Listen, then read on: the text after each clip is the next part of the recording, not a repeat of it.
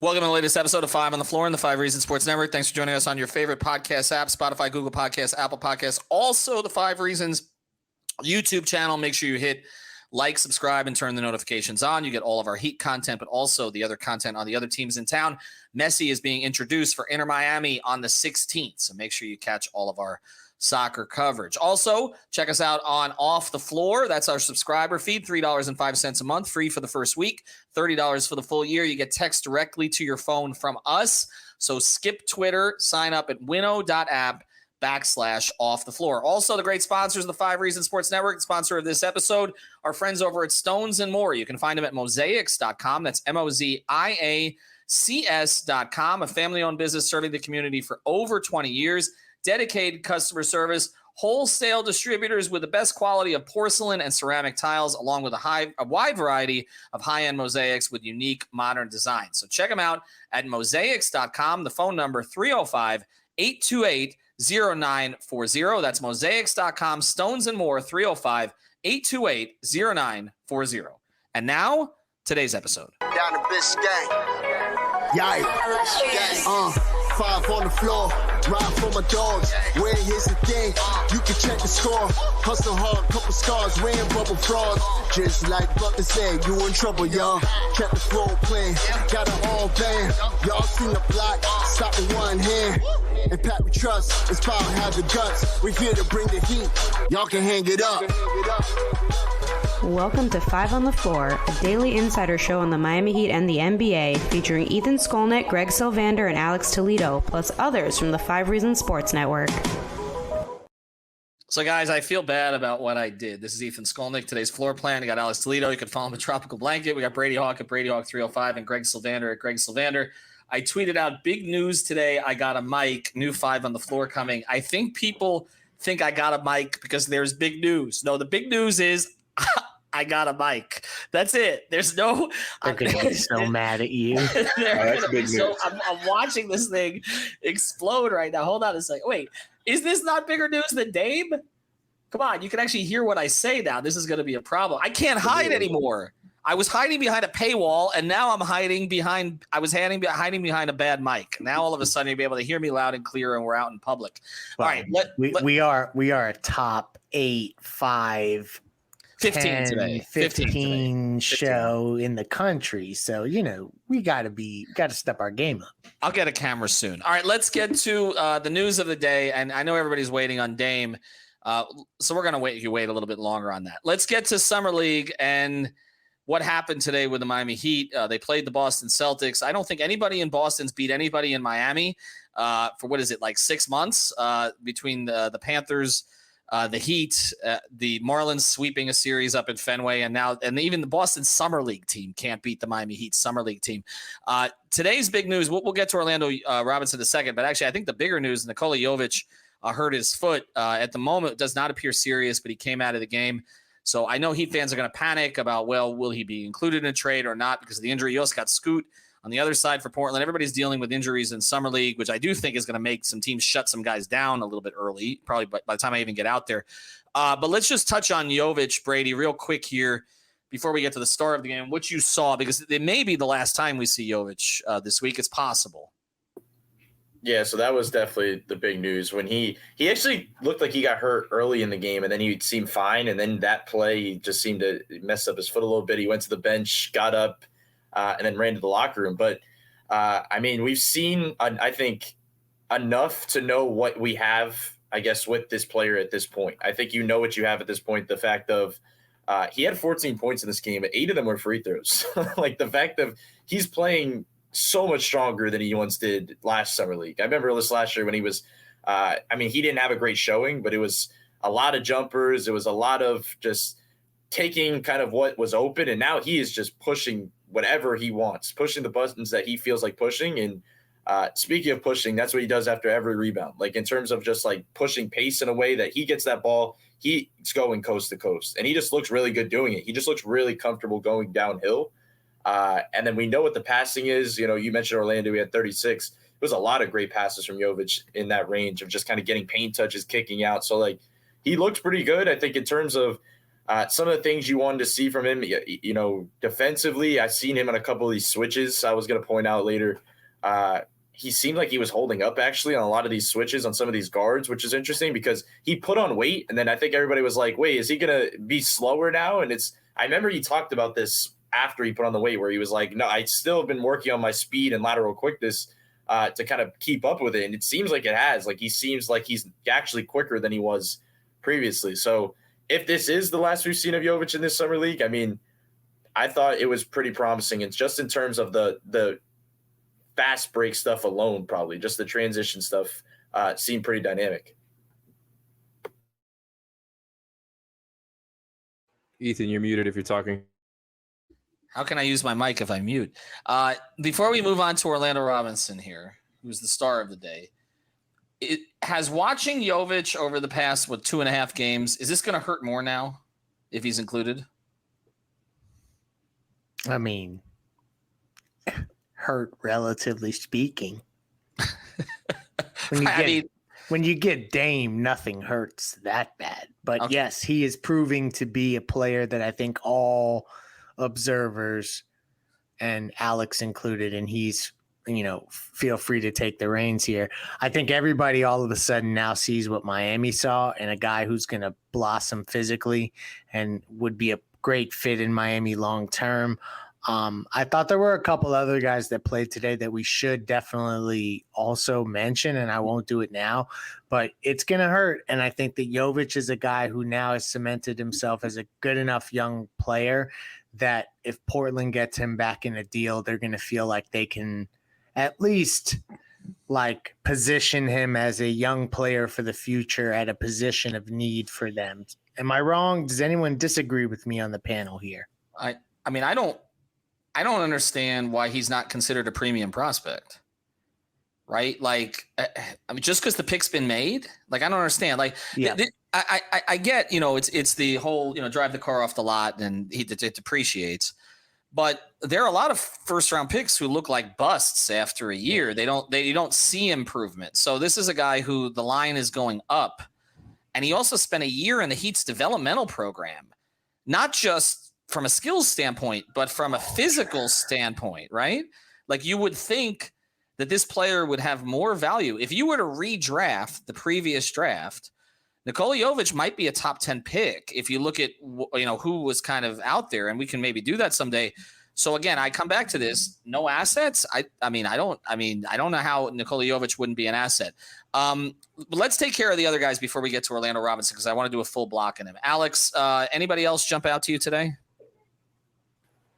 Well, other than Orlando, I think the guys who kind of did their thing for the Heat and outside of Jovic, which I'm not going to go and repeat everything that you guys just talked about because it's been there in these 3 games with the way that he plays in transition, going to the rim, all that stuff. It's there, and it's a big improvement from what he showed last year. So it's, it would be nice for the Heat. It would be nice for the Blazers. But as far as everybody else, I think Drew Smith and Drew Peterson, the Drews, were the ones who kind of did their thing today. I just like the way that both of them play. They're just pretty smart players. And, I always make the joke on Playback, which we did for this summer league, and we have been. So go check that out, playback.tv/5RSN. I was making the joke that just kind of Drew Smith never makes mistakes, which isn't true, but it kind of feels like it. He's not the most exciting player, and the same goes for Drew Peterson, but both of them make a lot of good decisions. Drew Smith feels like a guy who can do stuff with the ball, can do stuff off the ball, plays good defense. I think the jumper's gotten a little better since, the first couple of times he's been a part of this team's summer league or training camp roster, and he's 26 years old. So maybe that's why the Heat maybe want to keep him. I don't know if they do, but he seems like he might be closer to giving you something in a win now season than some of these other guys out here. But I like what he did. And Drew Peterson, like I said, the guy makes good decisions with the ball. He showed the shot today, and he's like 6'10". So that was kind of an interesting one to me, and those guys were just consistent out there. All right, let's get to the star of the game. Before we do, I do want to mention one other sponsor of the 5 Reasons Sports Network, Prize Picks. Use the code 5, FIVE. You can bet on Summer League, or play. I shouldn't say bet. You can play Summer League on Prize Picks. That's right. You can play the stats. I hope you went under on Wemby yesterday. I told you to. So go to Prize Picks, use the code 5FIVE, get that initial deposit matched up to $100. Also, MLB's on there, MMA is on there, MLS is on there. I'm sure Messi's first match will be on there. So go to Prize Picks, use the code 5FIVE, get that initial deposit matched up to $100. It is legal in the state of Florida, as well as many, many other states. And again, the $100 rollover, there is no rollover. Actually, you get the $100 if you put down $100, and you can play it immediately. It's easy to get your money out. That's the official daily fantasy partner of the 5 Reasons Sports Network. All right, let's get to Orlando Robinson today. 36 points. Converted to a standard contract for this season. He said he was surprised that it happened this quickly. We saw actually that the Heat's new front court addition, Thomas Bryant, was actually out there with Bam. So this seems to be the center rotation, actually, at the moment. I'll go to you first on this, Brady, again. What did you like? Yeah, so I think, first of all, he was pretty efficient, and that's always a good sign for one of those guys. He was 3 or 4 from 3, and I think in terms of the jumper, that's kind of the main thing. We were talking on playback, kind of comparing it to Omer in the past. But he seems to have a schedule in terms of the jumper, and I think the mechanics and the way he gets to it, where the form is very clean and smooth. I think the one part of it that's different, I guess, among big men shooters is like his lift. Like if you watch the way he gets the jumper up, he is getting off the floor, and usually big guys are not doing that. So it's just a clean jumper overall. And he played stronger than I've seen him play, it seems like, in recent games. Like he was attacking strong. He was playing strong in the low posts. And then the one question mark I feel like I've always had, and we were talking about this as well, is in between game. Like, yeah, he could play in the low post, he could stretch the floor a little bit, but when he's in that in between range, it's always been really awkward for him. And I don't really know. That's just kind of a development. When do you shoot a mid range? What can you do? He got really comfortable with just like shooting those little push shots and doing that type of thing in that little range. And I think that's probably actually where he got probably more than half of his points if we went back and looked at it. So I think that's just an interesting part of it. And defensively, we're always going to hit back to that. We talked about that with Thomas Bryant. I mean, ideally, I think we know the role that Orlando Robinson's going to be in defensively. I mean, they're not playing a lot of zone in Summer League. He's going to see a lot of zone if he's playing behind Bam in a regular game. But he was doing a lot of blitzing that we know we're going to see in that type of role in a regular season. He was doing a lot of that type of stuff. But aside from the defense, the offense was the big showing. And if he continues to show some of that kind of rolling juice that he was showing in this game, and I thought the other thing, his screening was really good, which is something I think that was an interesting development because he was really patient on those screens. He was available on the roll. Like he did a lot of the things that you'd want a young big man to do. And it's just cool to see that the stats were able to back that up. Greg, what did you see? I mean, he had a great game, and it's funny because we talk about the Heat's lack of assets. Orlando Robinson is an asset, y'all. What? Look at that stat line. I just want to reiterate to everyone because he did sign that 2-year, $3.9 million minimum deal. And so a lot of people are counting him on the roster. It's important to understand that he got $75K guaranteed at signing. Nice little bonus. And then $425K will be guaranteed on opening night. And then the rest of the contract is on 12/1 and then January 10th. All that to say that if they do get another center somehow, they can, let Orlando Robinson go, and it's not like a situation where they're eating a roster spot. So I think that that's an important thing as you watch Orlando Robinson play, because here's the other thing. They could fully guarantee his contract immediately and send him away in a trade if another team likes what they're seeing from him. Not that I don't think that that's going to happen, but I do think that it's worth monitoring in terms of just an option. The last thing I'll say on Summer League before we go to another topic is that consistently what you're seeing is that Drew Smith, Jovic for sure, Jamal Cain, Orlando Robinson, but really Drew Smith and our friend Peter, Mr. Peterson. Those guys are getting a lot of the minutes.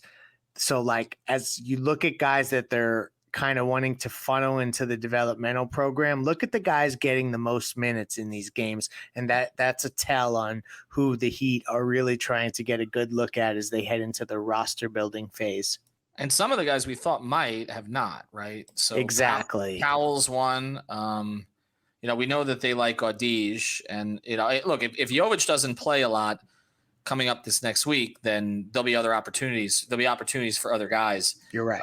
And look, it's a tough style of basketball to watch sometimes. It really is. I mean, it's hard for guys to get kind of acclimated. They're playing with new players. They haven't really played. There's not a ton of practices. The coaching, the guys do their best, but it's challenging. All right. Orlando Robinson, I'll let you close the loop on this, Alex, and then we will get to Dame here after the break. Thoughts? I mean, look, what a spectacular masterpiece of a summer league game for Orlando Robinson. I think he's going to be around. That's kind of how I feel about him at this point, considering that they had him as their backup center for whatever it was, a month or two last year, after the Dedmon thing stopped happening and they just stopped playing him before they picked up Zeller. That was a nice little head start for him against NBA competition. And like we talked about before the summer league started, when I spoke about Orlando, I said I want to see him do great and just kind of prove that he is too good for these guys. And that's exactly what he did tonight. I don't think he's been like bad or anything for the other games. I think he's been decent, pretty good. But today he just put everything together. And I know that he's been talking about wanting to show off that shot. We've seen him nail that shot and shoot around, which is not saying much because a lot of NBA players will do that. But for him to show it off in the games like this, it could just be one hot shooting game. Maybe we don't see him hit 3 threes for a long time. But I do think the shot is there. I don't think it's bogus. I think he can shoot an open 3. Like, it doesn't mean that his primary position is going to be a stretch big who plays next to Bam or anything like that. But it does add the layers to his game because people always bring up the lack of athleticism on both ends. He's still got great size and great length, I think, to play a big man like in the NBA. And I think he moves well enough. Like, he's not too much of a stiff out there defensively. And like Brady spoke about, they're going to have him out there blitzing. They're going to have him in the zone at times. I think he's good enough to do all of that. And so with the added shot, and also like what Brady mentioned, the shots in the in-between, like, he is adding stuff to his game. It's not just him like playing great because of the stuff that he could already do. And so he's showing the signs of somebody that you want to keep around. And I do understand, like, if they were to somehow acquire another big man, maybe the chances of him not being on the roster are, they go higher. And they've left themselves an option there if they're not impressed with him, through September. If he just kind of falls off a little bit, the option is still there to let him go. But as of right now, man, I love what he's doing, and I think he's going to be around. Well, remember, they've chosen Orlando Robinson over Yurt, right? So, I mean, Yurt had the huge summer league a couple of years ago, but they made a decision that Orlando Cody Zeller would fit better. Yeah, they over Cody Zeller too. Although I really think that the Thomas Bryant was over Cody Zeller. I think they'd like to have one developmental big and then one veteran big, and hopefully that veteran big will not be Dwayne Dedmon again, because I think Brady will stop watching the team. All right, we're going to tell you about one more sponsor here, and then after that, we will get to the Dame stuff or the latest that we've heard or haven't heard. So let's go from there. I want to mention oceansfinest.com. If you saw on Twitter what our guy Alfredo Arteaga did, I'm going to claim that I did it, actually, the shrimp that he made there. You can get those from oceansfinest.com. That's oceansfinest.com. This is premium seafood. This is the good stuff that's sent to the cruise lines, the top cruise lines. This is the good stuff that's sent to the 5-star restaurants. And now it's a Miami-based business for 40 years. You get it delivered directly to your door, and it comes fast. I asked for it, and it was there in a day. Go to oceansfinest.com. It's also wrapped in packaging to keep it fresh. Oceansfinest.com. Get your mahi-mahi, get your shrimp, your crab, your lobster. You can get it all at oceansfinest.com. All right, Dame. Greg, latest.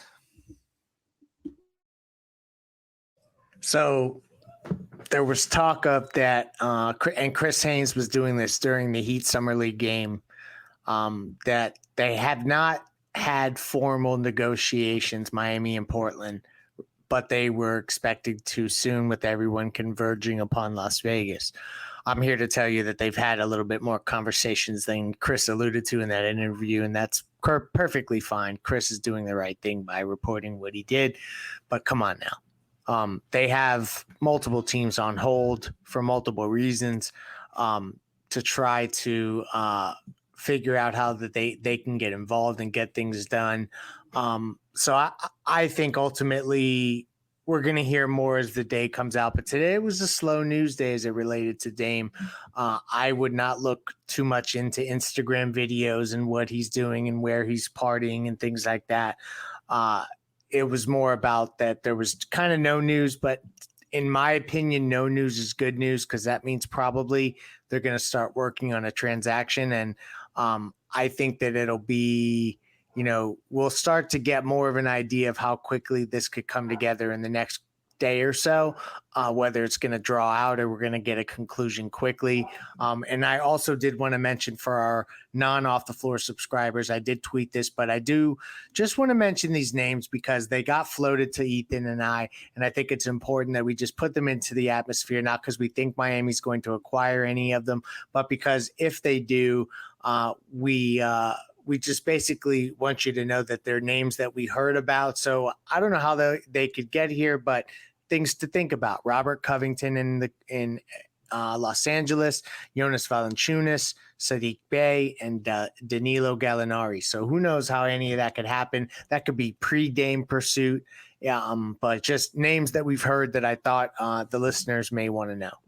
All right, and this text summarizes the Dame thing perfectly. A text I got today from a friend who is in the media, who deals with a lot of national folks, and is just around and has been to Vegas many times before, who texted me at noon today. Depending on who you talk to out here in Vegas, this is either never happening or it's happening this week. LOL. That's where we're at. I still lean towards this week. I agree with Greg that no news is good news. I feel like we're coming to the point of, I think, acceptance that he's going to end up in Miami. And when you don't hear other teams being floated, it feels like even sort of Woj has given up the ghost on that. Like he's done the bidding of the Blazers front office enough. And now he'll be able to put out that tweet about what a great job they did so that he can keep his source in the Portland front office. And I just think that that's kind of where we're headed at this stage. I'm going out there on Tuesday, but I don't come back till Saturday. I'm expecting a Dame trade to happen while I'm out there. I think this is the time. Again, you survey the landscape, and I thought the big thing was the report about specifically what Portland was looking for. It gives. Not only does it give the Heat a target, because I'm sure they were aware of it behind the scenes, but it also allows Portland to have a win. Because if they say this is what we're looking for, and they that's what they get, yeah, right, and that's what they get, then it's like, oh, look at the great job. So this thing they get more than that. Correct. And again, the Heat's assets have played well. Like Jovic that's an asset. He's played well, so nobody's hurt themselves. Before we close here, any of the names, and again, I want to make it clear, and Brady and Alex, you can jump in on this, Alex, first. I want to make it clear again. We're not saying any of those guys are going to be traded to Miami. These are names we've heard that these are players the Heat have checked in on. Okay, basically.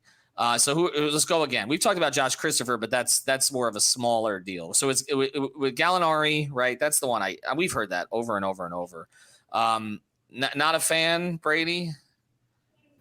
I mean, if there was one guy on that list that I think I'm probably out on, it's probably the Gallinari one because I think we're past that point. Yeah. I don't really see that coming into fruition and making an impact, I'll say. But I mean, look, like the Sadiq Bey name is obviously the one that's going to jump off of your list, Greg. Like, I don't know how you can get that done just because if you're giving all of your assets in a Dame trade. Agree. I don't really see how that can be funneled into something. But maybe I'm wrong. Maybe they can do something there. So yeah, that's kind of where I stand on that. And then I know the Valanciunas one is probably the one that's going to catch a lot of people's attention just because it's the different one. It's a guy that can stretch the floor, can play next to Bam potentially, can do some of that type of stuff. But that also feels like another one that you're probably going to have to give up at least some type of asset. Maybe I'm wrong. It's probably not to the same degree as Sadiq Bey, but something. But salary. Right. So it's kind of difficult. Whereas, look, it with the guys that we're talking about, we were talking about this on Playback as well. Like, in my opinion, trying to see if you can funnel something and keeping a guy like Duncan is probably more interesting to me. Mm-hmm. It's, even if that sounds wild. I know everybody wants the new guy, but hey, your new guy is going to potentially be Dame. Now you're going to try to build around this core. I think a guy like Duncan makes a lot of sense for that type of core. I just think – I know defense is talked about in that backcourt as a problem, but they've made it work before. And just the type of gravity that you can build. You need a shooter. We're looking at these summer league guys, and we could say, yeah, Drew Peterson's fun, Funk is fun, but look, it's not the same as a guy that's been in your system for this long and has been as a set shooter, movement shooter. Well, the number one 3-point shooter in Miami history. You could do a lot worse than Duncan Robinson. I just think it makes a lot of sense next to Dame. The gravity that you could put, you need to put a body on Dame right when he passes half court. If Duncan's flying off the screen, 3 guys are usually flying toward him. I just think if there's somebody, I know I just swayed away from your list, and I apologize, but I think it makes better more sense. Anyway. I think it makes more sense to do something like that. Alex, any of the names on the list interesting, or you just keep Duncan? Mute. Hold on. Are you hearing me? I don't know. I mean, your audio is just not at the level of mine these days. Oh, yeah, my fault. My we fault. can hear you, Alex. Rebuttal? Look, my rebuttal is catch me in the next 2 years for my new mic. Anyways, the Sadiq Bey, I don't think it's going to happen either. I think that's something that I would assume the Hawks want to keep. A lot of the reporting when it came out as far as like them wanting to move contracts. Obviously, John Collins has been moved since. I think one of the reasons they wanted to move stuff was because they wanted to re-up on Sadiq Bey. So that part was interesting to me, just because I wouldn't have expected his name to be thrown out there.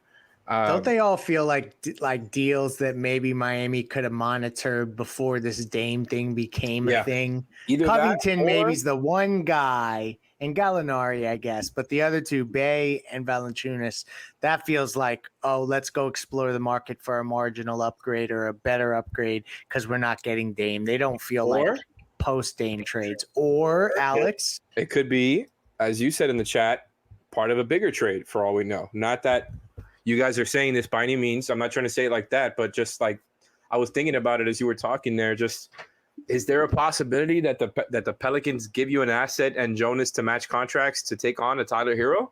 You know what I mean? Like it's just something like that where a younger team like the Pelicans like, okay, we'll take Tyler. Here's this salary, even though I think they like Jonas. That, you know, something to think about there. Maybe some of these guys could be a part of a bigger trade just because they're all somebody you would trade for. None of them are free agents or anything like that.